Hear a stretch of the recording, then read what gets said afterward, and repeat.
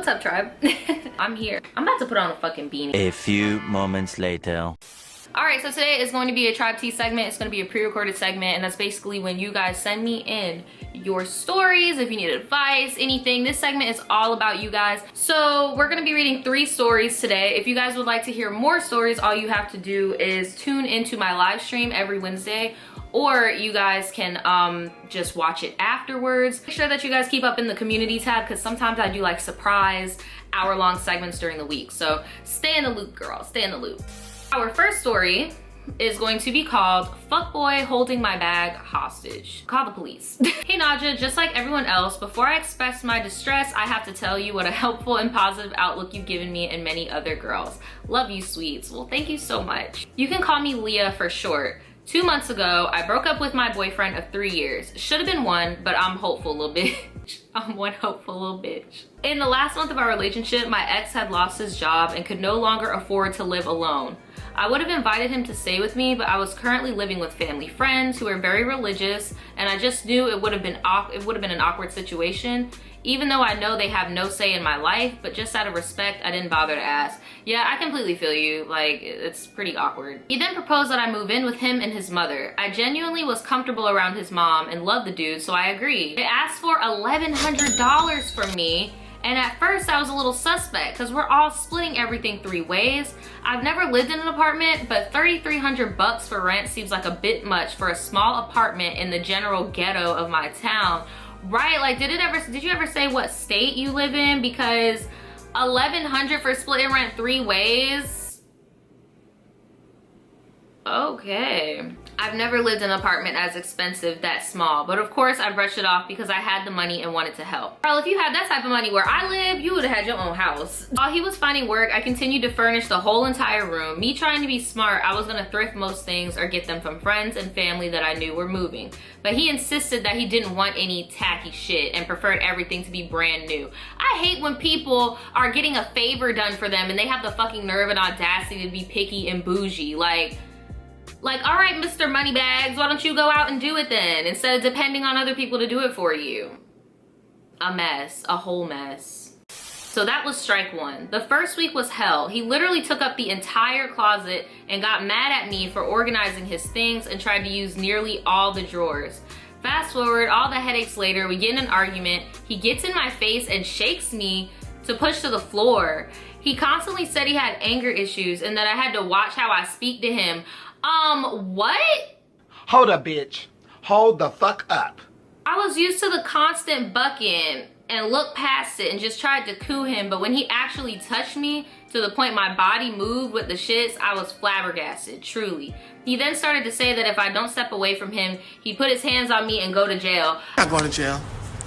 You're going to prison. I would have been like, you know what, let me save you the trouble. I'm just gonna call the police right now and they could take you, because what we know about it, no. His mom even came in the room and looked at me on the floor while he ranted. All she said was, don't put your hands on her and fix yourself, and casually left. Shorty was calm as fuck, that's all I'm gonna say. Like, she done seen it before. She probably has seen it before. It probably has happened to her and he saw it. He trying to blame it on having fucking anger issues and shit, when it's like, sir, go punch a wall. Like, don't be putting your hands on people. Fuck up property, maybe his mom will care a little bit more.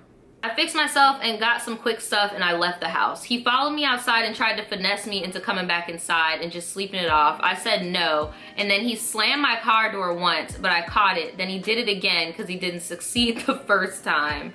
Like, what are you doing? I'm 20 and he's 27? Nani? She says, I've been with younger men that acted more classy. Like, sir. He has no excuse whatsoever. You are too old for this bullshit. Like, what? You are 27 years old and you pushing around somebody that just turned 20. Like, I instantly called my mom because I have this thing where if I want to stop a habit, I tell my mom because I know her ass will keep me in check.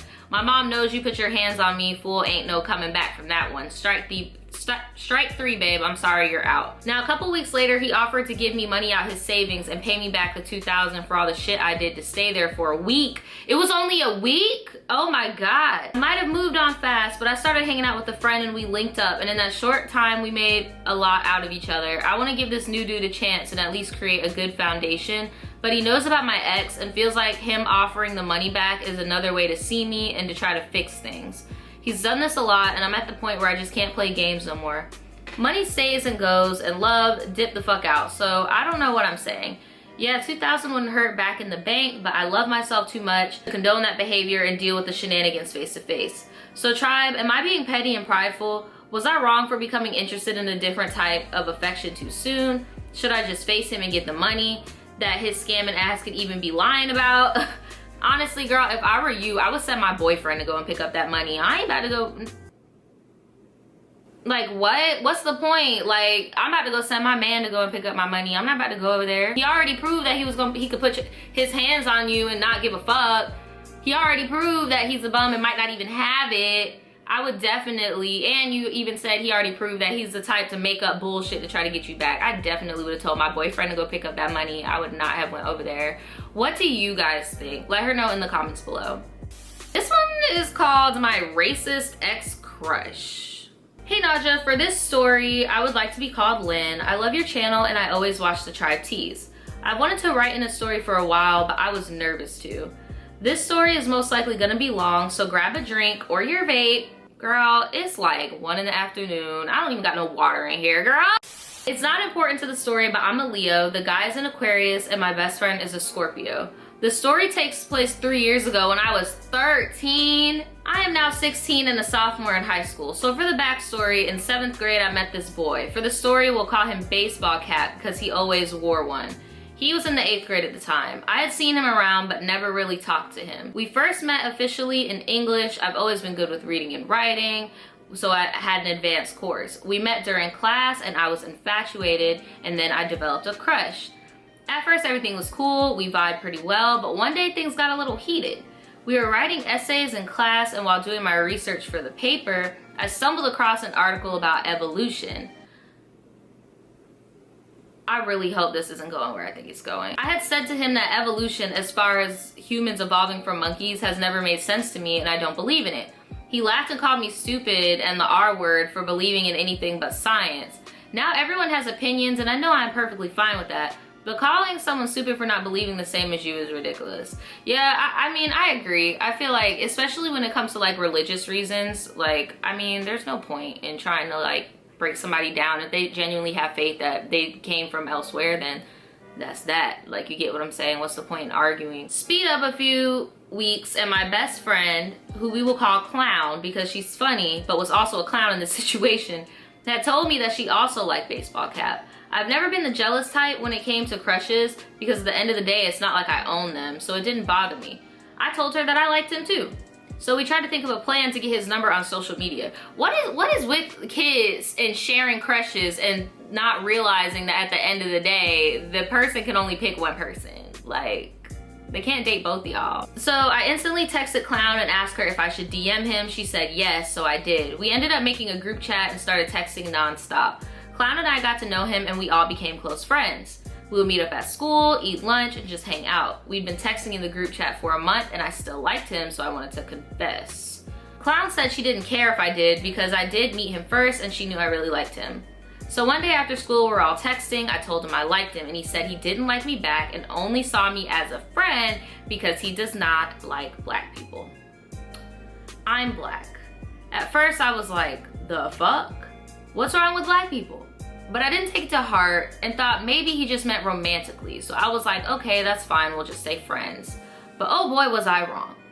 Before I get into that, like, I've definitely been in situations where I was younger where I've had crushes on little white boys and they definitely told me that they don't date black girls. And it kind of hurt my heart. And I just remember like being in middle school and high school and having crush on boys that were white, but I never told them and I never acted on it because I always thought that they did not find me attractive or would not find me attractive because I wasn't white. And it's shitty, but I know I'm not the only little girl out there either that has felt that way growing up. Like, I genuinely just thought that like white boys would not find me attractive because I had been told as a kid that I wasn't attractive by white boys. So this is a mess. Time goes by and we're still all buddy and texting.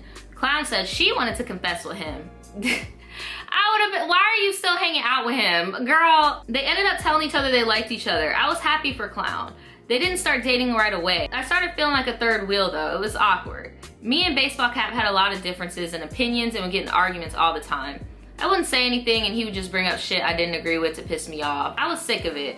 I went off and told him if he couldn't be respectful towards me, I didn't want to be associated anymore. I left the group chat, but Clown begged me to come back. This happened a few times. At this point, any feelings of attraction I had vanished. The Clown would beg me to come back because it was awkward with just the two of them. But why is it awkward with just the two of them if they're dating? Like, why do you have to be a third wheel with, like, what? Clown and Baseball Cap eventually started dating for real. And once again, I felt like the third wheel. One day, Baseball Cap had started shit and we argued. This time, he called me the N-word with the hard R and everything.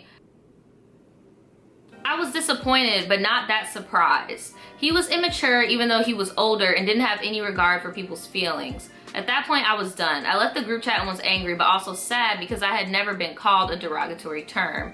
Mind you, Clown saw everything because it happened in the group chat, but guess what? She didn't give two shits. She said it was wrong and rude, but it didn't change her mind about him. He called me the N-word again, but not just that. He also called me a monkey. He said black people were ghetto and stupid. I had it. And mind you guys, I just like paraphrase. She had allowed this boy to call her the N-word, a monkey, all types of slurs. She's let her friend co-sign for him. I just paraphrase because she just listed at least like 5 more other incidents where she keeps, I'm done with y'all, and then she comes back. I'm done with y'all, then she comes back. Like, I would have had gotten my brother or somebody to beat this boy up, and I would have had to fight her because now you're co-signing a racist. Like, that's fucked up. I told him off saying he was a racist jerk and an idiot. He couldn't even write his own essay for crying out loud. 9 times out of 10, I would have to write them for him because the teacher put me in charge of proofreading. Yes, girl, I was pissed. In the middle of the madness, what did Clown say or do? Not jack shit. Once I was done going off and left the group chat for good, she texted me apologizing on his behalf. She didn't do anything wrong except say with his stupid ass, so I was like, yeah, whatever, we're cool, but never asked me to be friends or put up with Baseball Cap again. Sis, sorry about it, but no, that's not cool. You don't need to hang out with her anymore. Like, she literally only friends with you when it's convenient. Like, because you can allow somebody to call your friend a racial slur and because you don't feel it because you're not black and you're white, like, that's fucked up to just stand by and let it happen. Girl, I don't see how you still friends with her. How are you still friends with her? What? In conclusion, I haven't spoken to him about 2 years and have no intention on doing so. He and Clown are still together after 2 years. They have what? I could never stay with somebody who I know is a racist what? As for Clown, she and I are still very good friends and I love her to death. She has grown a lot since then and is way more mature. That is also not true because if she was more mature, she would have opened her eyes and dumped her racist ass boyfriend. I have a few more stories that have to do with the in-between time I mentioned before Baseball Cap and I ended our friendship that are wild and contain him introducing me to the worst person I've ever met and me being a dumb bitch. Well, it seems to me that's kind of hard to believe because it seems like you're meeting all these shitty people on your own accord. So I wouldn't go ahead and blame it on baseball.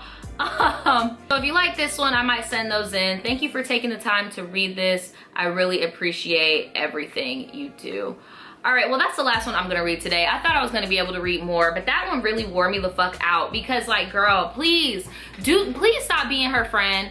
Cause all that lets me know is that if y'all were walking down the street in an alley and some KKK members pulled up, she would be running and be leaving your ass and be like, take her and dip. Because what?